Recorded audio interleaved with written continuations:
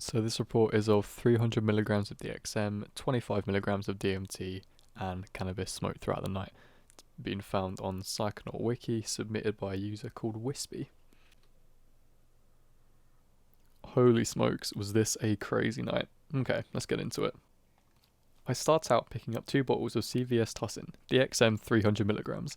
A guy hits me up outside of the store and is insistent on me giving him a ride to his car. I tell him no, but he's very persistent and feeds me a story about his kids being stuck at daycare. I drive him a couple miles to the drop-off and he starts demanding I give him money. I only had $7 and I told him no over and over again, but this fucker was persistent. I finally gave him the money just to get the hell out of my car. He said he would call me the next day, but I had great doubts, and I never got a call. After this, I headed over to pick up a friend of mine, Lewis, from his college dorm. We headed back to my place and it turns out it was Lewis's birthday. I said the kush was on the house today and I rolled up a joint. We smoked and got decently stoned and then surfed the web reading about drugs. After an hour or so, I rolled up another one and we smoked it. Then the DXM began tempting us. I'd only taken DXM once before, and that was at least a year ago. Lewis had never taken it, so we decided to pop some capsules. He took the entire container at 300 milligrams and I started with 120. From there, we decided we would Uber to a friend of ours' house. I brought the DXM along and planned to take the rest of it as the night went on. Our Uber driver was barely literate in English, and his GPS was taking us all over the city. Finally, Lewis used his GPS to get us to our destination, and at this point, we both started feeling the DXM quite nicely. Our friend Slater met us at the door with one of his roommates who was going out to buy alcohol. We chatted for a minute and then headed upstairs into Slater's room.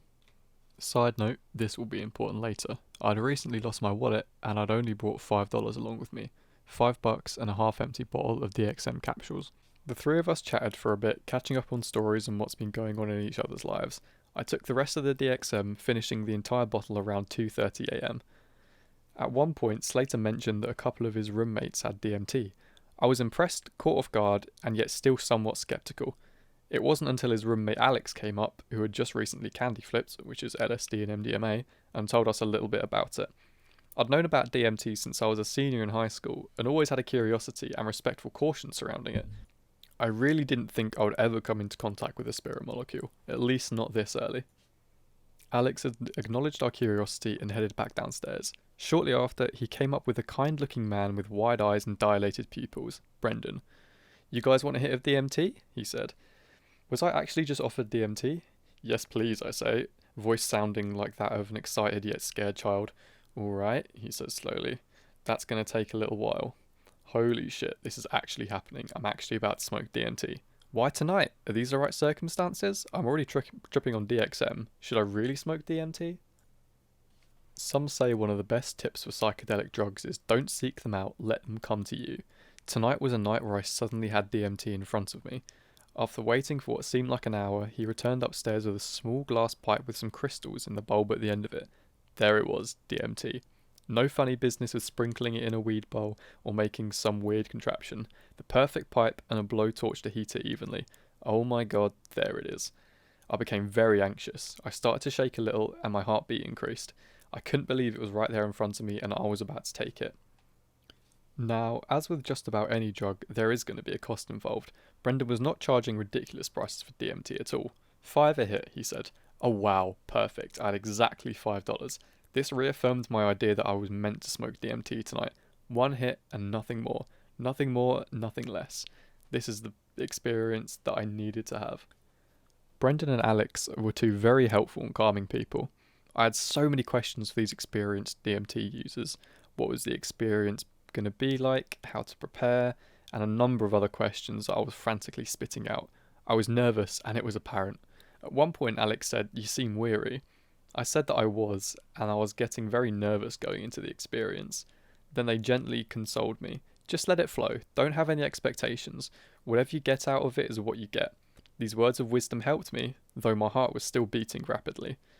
I couldn't imagine any two other people guiding me through my first DMT experience. The time came to spark the DMT and Lewis elected to go first. The room became quiet. Even in a large social setting such as this, it was accepted that it must be silent while consuming DMT. Everyone's eyes were on Noah. He held the pipe and Brendan held the blowtorch close. Lewis inhaled multiple times, getting a small trail of vapour on each inhale. He took quite a few hits and began to shake towards the end. He swayed a little and giggled. This was the first time I'd ever seen anyone smoking DMT in person, and it was fascinating. Shortly after, Brendan moved the pipe over towards me. "Are you ready?" he asked. I muttered out something, and he pulled it back. "You're not ready?" Inside, I felt the nervousness that had been dialed back a small amount. However, it was not completely eliminated. I did not want to chicken out. "No, I'm ready, I'm ready." I held the pipe about an inch away from my lips while he heated it up. "When do I inhale?" I asked quietly. "When you see smoke." I let out a very light sigh and saw a small trail of smoke appear in the freebase pipe. Time to inhale. I sealed my lips around the pipe and inhaled. The pipe filled with milky smoke, and after inhaling it for about 5 seconds, I moved the pipe away from my lips and held it in. The smoke wasn't too harsh, however immediately after exhaling, I positioned myself so I could lay on the ground. Right as my head hit the ground, I felt the spirit molecule surge through my physical vessel. The room became vibrantly coloured and appeared to almost pop out at me. I had visuals similar to this on a dose of LSD, however never this strong or this quickly. There was a sublime poster above me that said, "Just let the love-in take hold." This poster's colours all appeared incredibly vibrant, and I felt the sheer intensity of the experience. At one point, Lewis burst out into laughter, which began to overwhelm me. I sat up and began to frantically ask, "How long will this last?" Everyone said 5 minutes, and this gave me a sense of ease. There was the roommate that I had met at the door, and I was looking around the room for him. I made eye contact with him upstairs, and he just said, "Relax, take it easy, just relax." This gave me such a sense of security and peace. As I peered around the room, I reeled at this experience. I loved the visual effects this was bringing on, and kept saying, "I can't believe this is DMT." Then suddenly, all of the anxiousness and all of the worry seemed to drop out of my chest.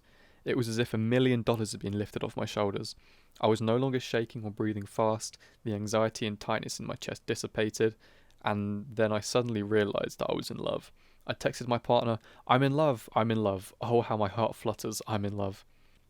I couldn't believe it, I felt so amazing. My voice became softer and slower, and I said aloud how great I felt. Alex and Brendan were curious about what I'd gotten out of this experience. I had in no way nailed down any thoughts about this experience. My words just flowed. I told them I was so incredibly anxious and worried, and these worries had been completely eliminated and replaced with a profound love. They smiled and talked about how much joy it brought them to see people undergoing this experience. I had been having serious doubts about my relationship over the course of the few months that I've been with my partner. I had an oddball of anxiety inside me that I couldn't seem to get rid of, and had doubts that I didn't deserve attention, an indefinable anxiousness. After this DMT experience, that anxiety appears to be completely gone. That tightness in my chest and that constant push to be doing the right thing was eliminated. I felt amazing after smoking DMT. I asked Brendan for more, however he said I would have to wait to take any more.